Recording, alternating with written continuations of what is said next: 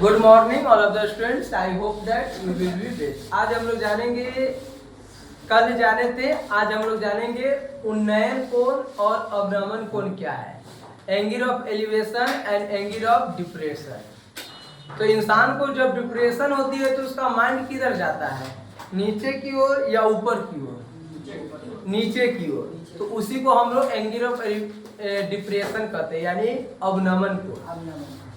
Elevation मतलब कोई बड़ा काम है जिससे ऊपर देखना है। जैसे आप लोग भोज खाने जाते हैं किसी के दरवाजे पर, तो भोज खाना कम और छत पर जो कुछ रहता है तो हम लोग खूब नीचे से ऊपर देखते रहते हैं। आप लोग बच्चे में सबका यही आदत रहता है कि फरनिया करने भोज है, चलना है, भोज में बैठे रहेंगे, उसी साइड से बैठेंगे जिस साइड से दिखाई दे, लाइन भी ठीक आया रहता है। चलिए,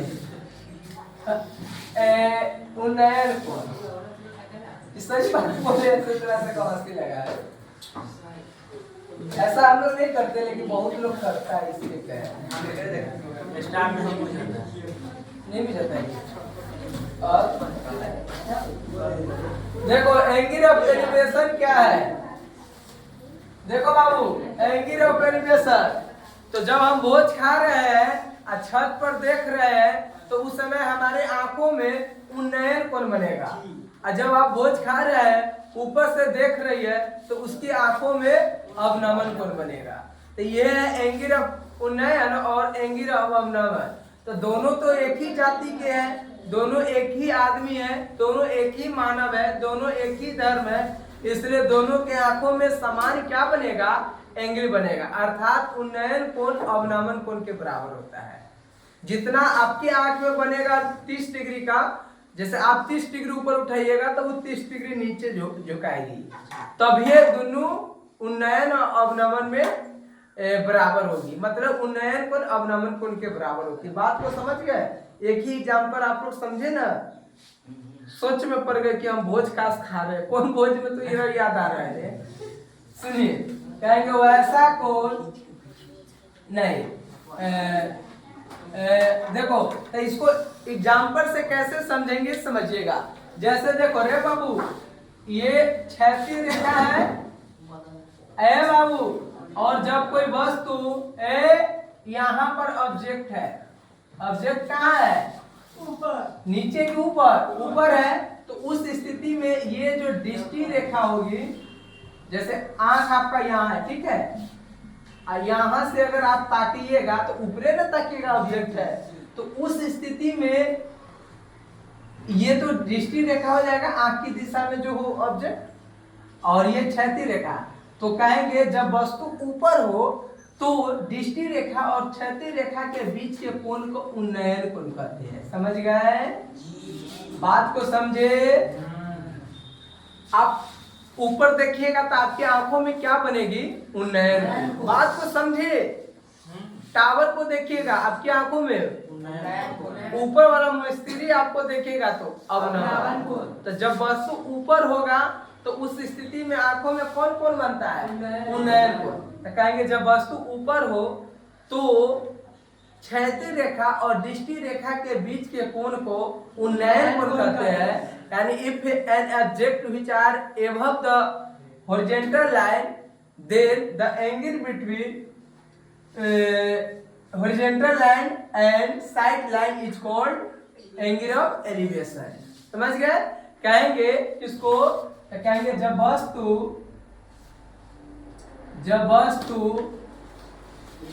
बोलिए, जब वस्तु ऊपर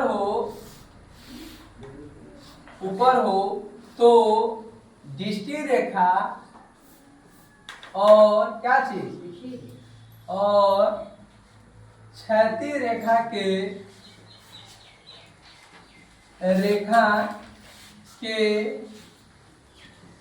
बीच के कोण को क्या कहेंगे, उन्नयन कोण कहेंगे। उन्नयन कोण कहते हैं, उन्नयन कोण कहते हैं। यहाँ देखिए, अगर मान लीजिए इसका नाम O है, इसका नाम A है, इसका नाम B है, तो कोण OAB बराबर क्या होगा? उन्नयन कोण। क्या होगा? उन्नयन कोण। उसके बाद दूसरा का पॉइंट आप लोग को बतलाएंगे, सॉरी हाँ लिखे तो है, एंगल ऑफ एलिवेशन और एंगल ऑफ डिप्रेशन, अवनमन कोण। एंगल ऑफ डिप्रेशन, ये देखिएगा क्या बोले हैं, एंगल ऑफ डिप्रेशन क्या होता है पहले लिखिए इसको, साफ साफ दिखाई दे रहा है। अच्छा एक चीज जल्दी लिखिए, एंगल ऑफ डिप्रेशन किसको कहेंगे?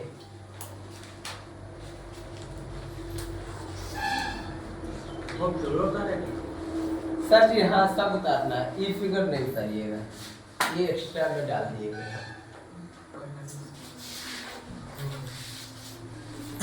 ये लिख लिए। वो अरे बढ़िया से क्यों नहीं पढ़ते हो? ए लेके आप पीछे काहे इसका कॉपी मारता है? आपको दिखाई नहीं दे रहा है यहाँ पर? आंख में रोशनी कम है। ये बहुत लोग कहते हैं आंख में रोशनी घट गया, ऐसा संभव ही नहीं है। आज तक आंख में कोई रोशनी नहीं है। दूसरे के रोशनी से हम लोग अपना आंखों को मदद देते हैं।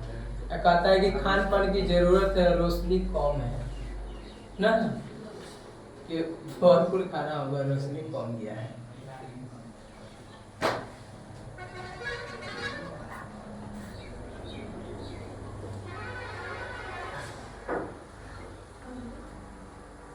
सर जी ये लिख लिए, बात को नहीं है, जल्दी देखो उतना टाइम लगा तो होगा। अब हम लोग जानेंगे एंगल ऑफ डिप्रेशन क्या होता है। तो आप लोग पढ़े लिखे व्यक्ति हैं, स्टूडेंट हैं, तो थोड़ा इस चीज पर भी गौर करना चाहिए, यानी इस चीज पर भी गौर करना चाहिए, क्या दुनिया में रात दिन जो हो रही है उसको खत्म किया जा सकता है? तो हाँ बिल्कुल खत्म किया जा सकता है। 24 घंटा में 12 घंटा रात 12 घंटा दिन होती है ना लगभग, तो कभी रात होवे नहीं करेगी या कभी दिन होवे नहीं करेगा, ऐसा भी नियम है। तो आप कंटिन्यू चाहते हैं धरती पर 24 घंटा 48 घंटा 72 घंटा 96 घंटा 120 घंटा क्या रहे, दिन ही रहे, रात कभी होवे नहीं करे। तो इसके लिए आप लोग जो साइंस पढ़े हैं, एंगल ऑफ रिफ्लेक्शन यानी प्रकाश का परावर्तन, उसका मदद करना होगा। जैसे एक उदाहरण से समझिए, क्योंकि पढ़े लिखे इसलिए समझाते हैं। जैसे मान लीजिए ये क्या है, पृथ्वी क्या होता है? पृथ्वी लगभग गोलीय होता है, पूरा गोल नहीं होता, अंडाकार जैसा होता है। तो यहां देखिएगा पृथ्वी नाचती रहती है, देखिएगा ऐसे, ठीक है। एक एग्जांपल देख लीजिए, ये सब ऐसा ही दे दिए। सूरज हमेशा स्थिर है, ये सन है, सन भी सूरज, इससे जो प्रकाश की किरण पड़ती है वो क्या है, ये भाग को पड़ा, तो ये तनका का भाग नहीं है। मान लीजिए अभी हम लोग के इंडिया है, तो ये इतना को इंडिया है, अई भाग में इंडिया है, अई बगल में पाकिस्तान है, उसके बगल में नेपाल है, उसके बगल में बांग्लादेश है, और भी देश होगा। तो रोशनी तो सूरज की यहाँ भी ना पड़ेगा, तो इस सब देश पर अभी इस टाइम क्या होगा, दिन होगा, इजोत होगा। लेकिन जो देश इधर कारी है, मान लीजिए अमेरिका हो, मान लीजिए इंग्लैंड है, और भी देश है, तो इधर जो देश होगा उसको रोशनी सूरज के पड़ रहा है, तो वहां क्या होगा, रात होगा।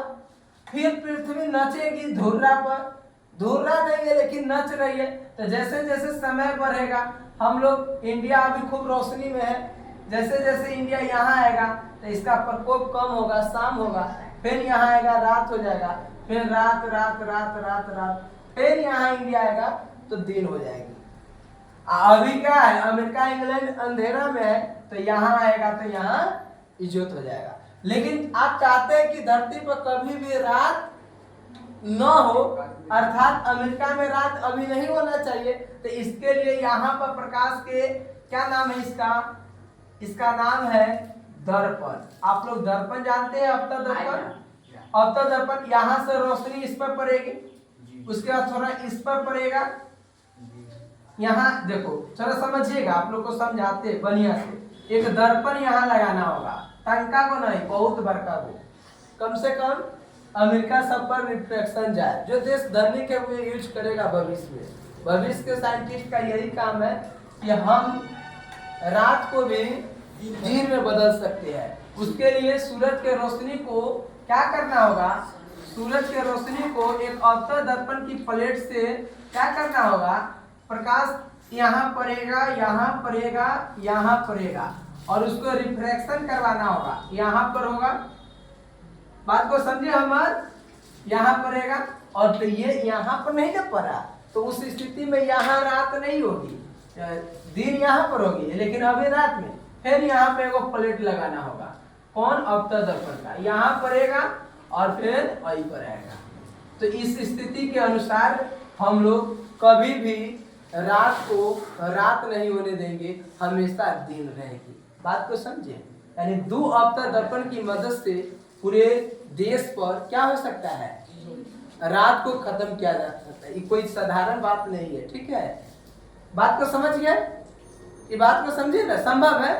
तो अब ये नहीं कहिएगा सर जी रात दिन क्यों हो रहा है, रात के काम में खत्म हो जाएगा। अगर इस नियम से चलिएगा तो सूरज की रोशनी को एक अवतल दर्पण लेंगे, फिर उसको रिफ्लेक्शन कराएंगे दूसरे अवतल दर्पण पर, उसका डायरेक्ट अमेरिका इंग्लैंड पर रिफ्लेक्शन कराएंगे। आपको कभी रात दिन क्या होगा, कोई भी नहीं गया, हमेशा दिन ही रहेगा। अगर आप चाहते हैं रात कर देना, ये भी तो हो सकता है कि हम चाहते हैं कि हमेशा हमारे दोपहर के टाइम में जो तेज धूप हो जाती है, तो उसको हम क्यों अंधेरे में रहने दें, छाया बना दे। छाया मतलब समझते हैं, जैसे पेड़ की छाया नीचे पड़ती है वैसे करें, तो उसके लिए भी संभव है। बहुत बड़ा प्लेट मान लीजिए, इंडिया के ये हिस्सा जो है, इंडिया के एक यही ना रोशनी जा रहा है, इंडिया के ये रोशनी नहीं जा रही, तो दूसरे देश पर जा रहा है, उठा तो उस स्थिति में इसको क्या करना होगा, तो यहाँ पर हल्का कोई मोटी परत ब्लैक कलर के चादरा रख देगा, तो यह यहाँ पर रोशनी नहीं आने देगा, जिसके कारण यहाँ भी छाया हो सकता है। तो धरती पर यही वैज्ञानिक लोग सर्च करते हैं, या नहीं करते हैं तो भविष्य के कोई नया नया जो वैज्ञानिक बनेगा वे सबका यही काम रहेगा। साइंस का मतलब हुआ कोई भी चीज पर थोड़ा अध्ययन करना, और जो चीज में तकलीफ है उसी को बना देना।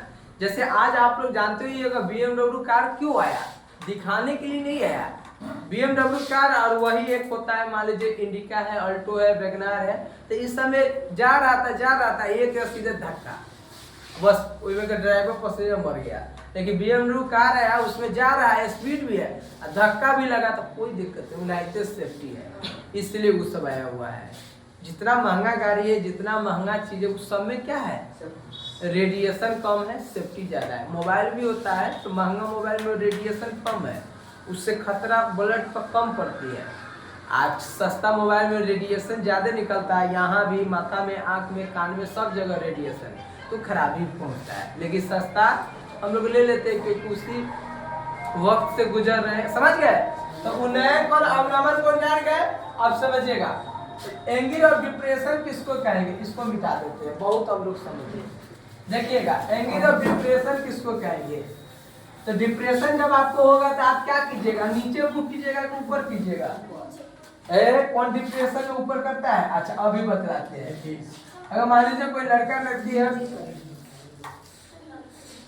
लड़के लड़की की बात नहीं है, जब मान लीजिए आपके बॉबे है, आपके दादे है, आपके पप्पे है, तो आपके पापा चोरी कर दिए, पंचायती होगा तो पापा इन्ना करके बोलेंगे, डिप्रेशन में रहेंगे तो इन्हाइते ना बोलेंगे, हाँ तंका चोरी हो गया, जोई काट लिए, पता नहीं चला है, हमको मुझे हमारा कहते, लेकिन बगल में उसका था काट लिए, इन्ना करके कि इन्ना एकदम टान किए, है ना बोलेगा। तो वही हम लोग डिप्रेशन है। डिप्रेशन मतलब गर्दन क्या होगा, झुकेगा, आंख झुकेगा, तो कहेंगे तो वह कब हो सकता है, तो देखिए ये दिखाई दिया, नहीं दिखाई दिया, हे बाबू दिखाई दिया।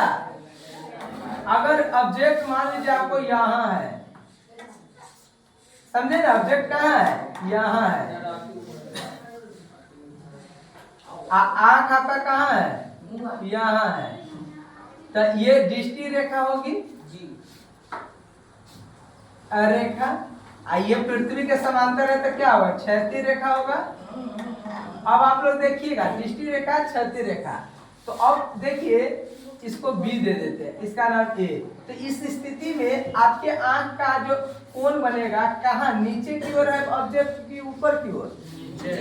तो जब वस्तु नीचे हो तो उस स्थिति में जो कोण बनती है दृष्टि रेखा और क्या चाहिए, दृष्टि रेखा और क्षैतिज रेखा के बीच में जो कोण बनती है उसको अवनमन कोण कहते हैं, एंगल ऑफ डिप्रेशन। क्या कहेंगे, एंगल ऑफ डिप्रेशन, नाम है डिप्रेशन, झुक जाओ। तो कहेंगे इसको कैसे डिफिनेशन बनाएंगे, तो कहेंगे जब वस्तु सेम है, जब वस्तु क्या हो, नीचे हो तो दृष्टि रेखा और क्षैतिज रेखा के बीच के कोण को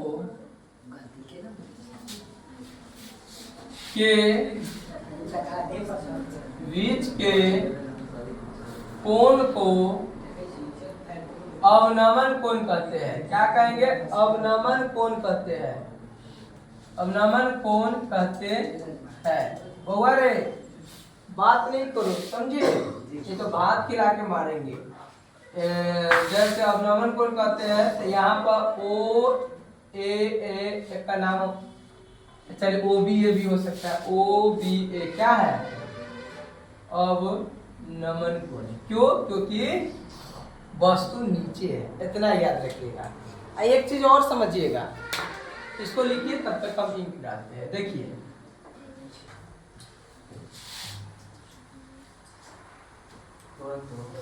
सुनिए, नोट में आंकिक रूप से, आंकिक यानी न्यूमेरिकल रूप से, आंकिक रूप से उन्नयन कोण अवनमन कोण के बराबर होता है, अवनमन कोण के बराबर होता है। जैसे देखिएगा, समझिएगा थोड़ा, आंकिक रूप से कह रहा है, जैसे मतलब समझ लीजिए, अगर यहाँ पर ये फिगर तो आप लोग बना लिए होइएगा, जल्दी बनाइए या थोड़ा समझ लीजिए, ये सब तो जान गए हुए, थोड़ा मिटाते हैं, ठीक है। जैसे मान लीजिए ये क्या है, क्षैतिज रेखा है जो पृथ्वी के समांतर होगी ना। अगर ऑब्जेक्ट ऊपर है तो यहाँ पर क्या बनेगा, बोलिए, उन्नयन कोण बनेगा ना, नहीं बोलते हैं। अगर यहाँ पर एक आंख यहाँ है, एक मिनट देखो, मान लो बादल यहाँ है, अब बादल के पति है दोस्त, पति नाम है दोस्त, कोई भी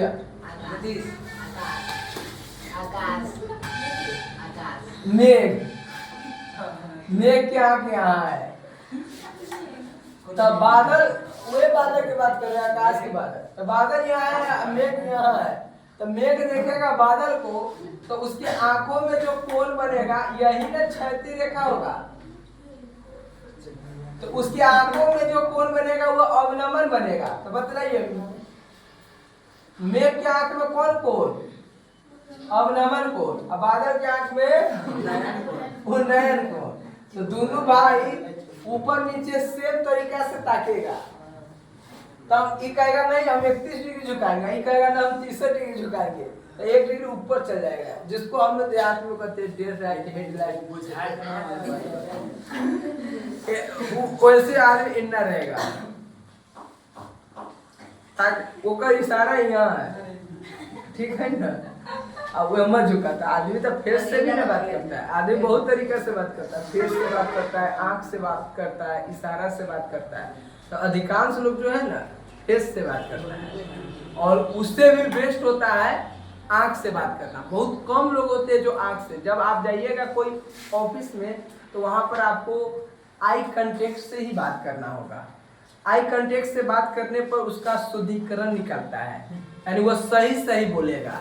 आप फेस से बात करेगा, कुछ दो दोस्त बतियाते रहिए, ठीक है, और आंख पे ताकिएगा बस, हाँ ठीक तो है समाचार, लेकिन कल जाना था। आंख पे वह बात बोलिएगा, हाँ कल ना जाएंगे, क्योंकि सही बोल देगा कि हमें नहीं जाना है।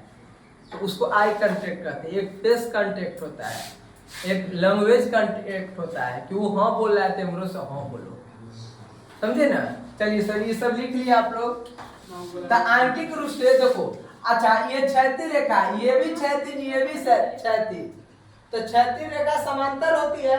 अगर मान लीजिए ये कोई तिर्यक रेखा इसको प्रतिच्छेद करे, तो तिर्यक रेखा जब किसी दो समांतर रेखाओं को कोई तिर्यक रेखा प्रतिच्छेद करती है तो एकांतर कोण क्या होती है, बराबर होती है। अगर ये जितना होगा उतना ही ये होगा, बात को समझे ना। इसलिए कहते हैं कि आंकिक रूप से उन्नयन और अवनमन कोण के बराबर होता है। बात को समझ गए। उन्नयन कोण नीचे बनेगा, अवनमन कोण ऊपर बनता है। लेकिन यहाँ नहीं बनाइएगा, ऊपर क्षैतिज रेखा और दृष्टि रेखा, ये दृष्टि रेखा है। बात को थोड़ा समझिए। ये चैप्टर खत्म। इस चैप्टर में 3 चीज की जरूरत है, sine theta, cos theta, tan theta, और उन्नयन कोण, अवनमन कोण। उन्नयन कोण कहाँ बनेगा, नीचे की ओर कि ऊपर की ओर, अवनमन कोण नीचे की ओर। किसके आंख में बनेगा, भोज खा कोई भी ना बोले, भोज खाने गए हुए कभी, भोज खाने, जो भोज खाता रहेगा उसके आंख में कौन कौन, ये कोई मायने नहीं रखता है। ये मायने रखता है कि ऑब्जेक्ट कहाँ है, ऑब्जेक्ट कहाँ है वे मायने रखता है। कि आप आंख से भात को देख रहे हैं कि परसने वाले की आंख को देख रहे हैं। परसने वाले की आंख को देखिएगा तो आपकी आंख में उन्नयन कोण, और नीचे भात को देखिएगा तो आपके आंख में अवनमन कोण। बात को समझ गए। ये बस बहुत इंपॉर्टेंट क्लास है।